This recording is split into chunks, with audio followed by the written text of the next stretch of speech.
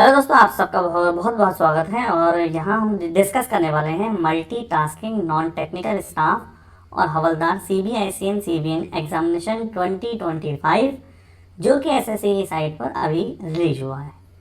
तो आप इस नोटिफिकेशन को ssc.gov.in से सीधा डाउनलोड कर सकते हैं। ये यहाँ पर इसका लिंक दिया गया है। तो हम बात करें एसएससी एमटीएस एग्ज़ाम की, जिसकी मोस्ट इम्पोर्टेंट डेट्स पर हम नज़र डालते हैं। अगर हम देखें, ऑनलाइन सबमिशन की डेट 26 जून से 24 जुलाई तक है। 24 जुलाई तक आप आराम से फॉर्म फिल कर सकते हैं। लास्ट डेट की बात करें तो वो है 24 जुलाई, रात 11 बजे तक आप फॉर्म फिल कर सकते हैं। तो फॉर्म को पहले ही फिल करें, लेट ना करें, क्योंकि कई बच्चे बाद में वेट करते हैं, फिर उन्हें बहुत लॉस होता है इसका। अगर हम बात करें फीस सबमिट की, फीस पेमेंट की लास्ट डेट है 25 जुलाई, जो जनरली एक दिन बाद होती है, और वो यहाँ भी एक दिन बाद है।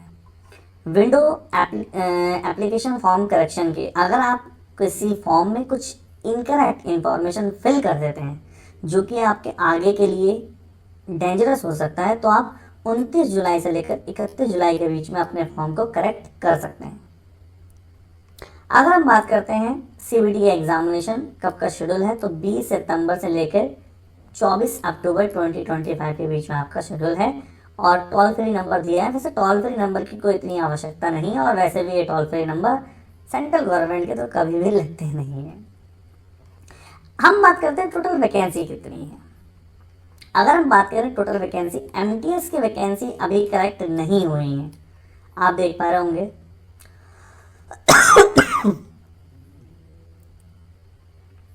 एमटीएस की वैकेंसी ही कलेक्ट नहीं की है, और हवलदार की वैकेंसी सीबीआईसी और सीबीएन में 1075 है। नीचे कमेंट करना अगर आप चाहते हैं कि सीबीआईसी सीबीएन की क्या है डिटेल, क्या है सर, हम एक एक चीज़ बताएंगे।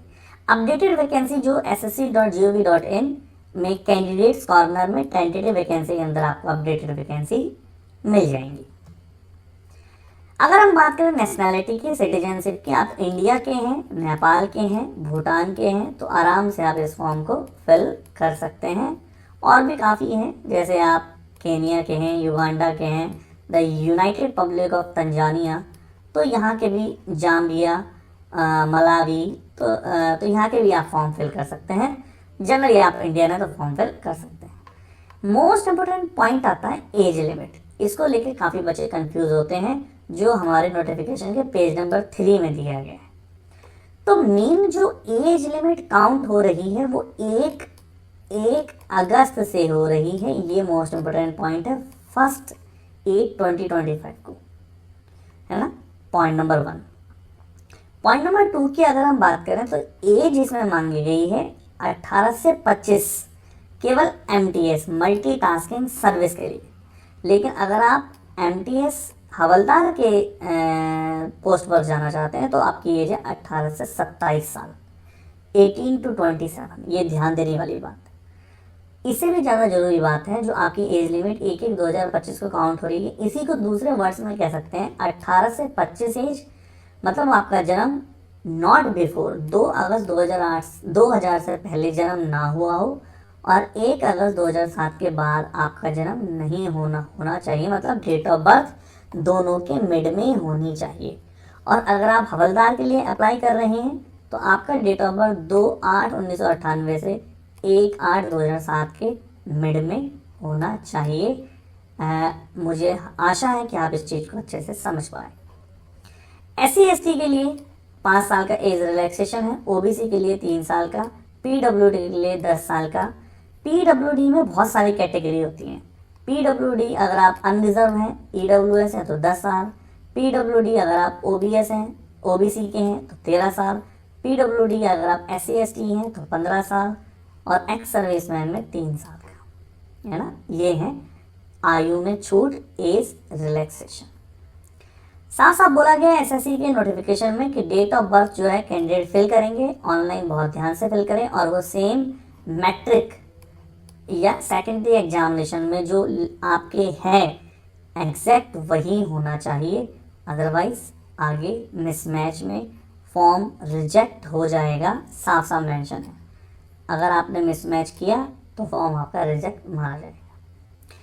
अगर हम क्वालिफिकेशन, एजुकेशन क्वालिफिकेशन की बात करें तो वो एजुकेशन क्वालिफिकेशन भी 1/8/2025 को काउंट कर रहे हैं। मतलब क्या हुआ कि आप 1/8/2025 तक मैट्रिक पास होने चाहिए या इक्वलेंट किसी भी आपके इंडिया के स्टेट से आपका इक्वलेंट होना चाहिए। ठीक है, आई थिंक ये आपको अच्छे से समझ आ रहा होगा। किस तरह से अप्लाई करना है आप कमेंट में करिए। क्या आप फुल वीडियो चाहते हैं कि इसमें किस तरह से अप्लाई करना है एक एक स्टेप, तो ssc.gov.in में जाना है और माई SSC मोबाइल एप्लीकेशन के थ्रू भी आप डाउनलोड करके गूगल प्ले स्टोर से अप्लाई कर सकते हैं। अगर आपने ये माई SSC की एप्लीकेशन अभी नहीं चलानी सीखी है तो आप नीचे कमेंट करें, हम उसके लिए आपके लिए सेपरेट वीडियो लेकर आएंगे। एग्जामिनेशन की बात करते हैं। जो भी एग्ज़ाम है आप जानते हैं रीजनल जो 10th बेस पर होते हैं जनरली, सेंट्रल गवर्नमेंट की ये मांग है, आपको पता है पहले भी ये मांग रखी गई है। जब शुरू में 10th लेवल पर एजुकेशन लाई जा रही थी तो ये बोला गया कि भाई आपकी रीजनल लैंग्वेज, लोकल लैंग्वेज में छोटे बच्चों को जो 10th लेवल पे एजुकेशन दी जाए।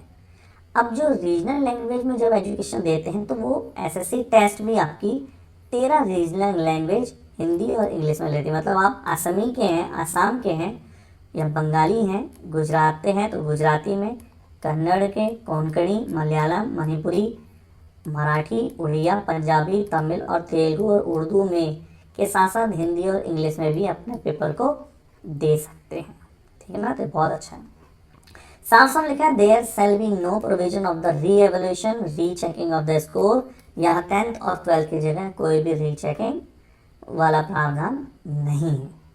अगर हम अपने एग्जाम की बात करें CBDT दैट इज Tier 1 वाला जो है, सेशन 1 जो होगा, सेशन 1 में न्यूमेरिकल के 20 क्वेश्चन 60 नंबर के 45 मिनट का पेपर रहने वाला है और रीजनिंग के 20 क्वेश्चन 60 नंबर के टोटल 45 मिनट का पेपर रहने वाला है। सेशन सेकंड में जनरल अवेयरनेस के 25 क्वेश्चन 75 मार्क्स के 45 मिनट और इंग्लिश के 25 क्वेश्चन 75 मार्क्स के टोटल 45 मिनट रहने वाला है। अगर हम बात करें कंप्यूटर बेस्ड एग्ज़ाम 2 सेशन में होगा, जैसा कि अभी हमने दिखाया है, सेशन 1 और सेशन आपका 2। साफ साफ लिखा है सेशन 1 और सेशन 2 दोनों सेम डे होंगे। बहुत सारे बच्चों को डाउट होता है कि सर कहाँ होंगे, क्या दोनों में गैप होगा? कोई गैप नहीं होगा, सेम डे होते हैं। Just the candidate will get 45 minute मिलेगा सेशन 1 को। On the completion of the 45 minutes, session 1 will be automatically closed and immediately after the completion of the session 1, session 2 will start. ठीक है, आप समझ गए I think. Session 2 तुरंत start हो जाएगा और ऑब्जेक्टिव पेपर होंगे, multiple choice MCQ base question रहने वाले। आने क्या वाला है हमारे सिलेबस में नजर डालते हैं। ये है न्यूमेरिकल एप्टीट्यूड, मैथ्स का सिलेबस, रीजनिंग का सिलेबस, आप इसको अच्छे से देख सकते हैं। जनरल अवेयरनेस, जनरल लैंग्वेज और आपका फिजिकल टेस्ट की बात कर लें। MTS के लिए तो कोई फिजिकल टेस्ट नहीं चाहिए, लेकिन हवलदार वाली पोस्ट के लिए फिजिकल स्टैंडर्ड चाहिए। इसके लिए हम इसको डिस्कस कर लेते हैं। पहले फिजिकल एफिशिएंसी टेस्ट की बात करते हैं। वॉकिंग आपको चलना है 1600 मीटर 15 मिनट में, बहुत बड़ी बात नहीं है, सही अच्छा खासा नॉर्मल है। महिलाओं के लिए, फीमेल के लिए 1 किलोमीटर 20 मिनट में। अगर हम फिजिकल स्टैंडर्ड टेस्ट की बात करें, मेल के लिए हाइट चाहिए 157.5। तो जिन कैंडिडेट की हाइट 157.5 नहीं है, कृपया वो हवलदार को पोस्ट नंबर 1 ना डालें। अगर आप फिजिकल में बाहर होते हैं तो आपको कोई पोस्ट नहीं मिलती है। चेस्ट 81 सेंटीमीटर है, fully expanded with minimum expansion 5 centimetre का। फीमेल के लिए हाइट 152 है और वेट होता है फीमेल के लिए 48। वहीं गढ़वाली, असमी, गोरखा और जो शेड्यूल ट्राइब्स हैं उनके लिए 2 किलोग्राम की छूट रखी गई है। चलिए इस वीडियो में इतना रखते हैं। कमेंट करके बताइए आपको और हमसे किस किस टाइप की वीडियो चाहिए, SSC के किस एग्ज़ाम या इंडिया के किसी भी एग्ज़ाम के बारे में। तो जिन्होंने अभी तक चैनल को सब्सक्राइब नहीं किया है, तुरंत सब्सक्राइब कर लो श्रेया जॉब अलर्ट को। धन्यवाद।